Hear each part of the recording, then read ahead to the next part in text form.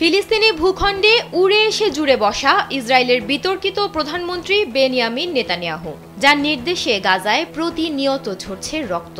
দীর্ঘ হচ্ছে ফিলিস্তিনিদের লাশের মিছিল।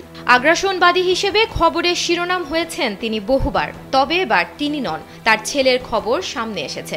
কারণ যুক্তরাজ্যে তিনি বিলাসবহুল বাড়ি কিনেছেন, তাও আবার নিজের নাম বদলে ভিন্ন এক নামে।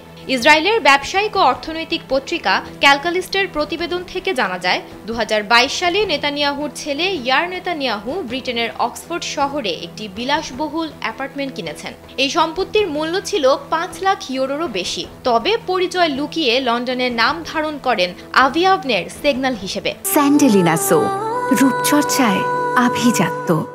প্রতিবেদনে আরও দাবি করা হয়েছে যে এই বিশাল অঙ্কের সম্পত্তি কেনার বিষয়ে ইসরায়েলের কর কর্তৃপক্ষকে কোনো ধরনের জবাবদিহি করেননি তিনি।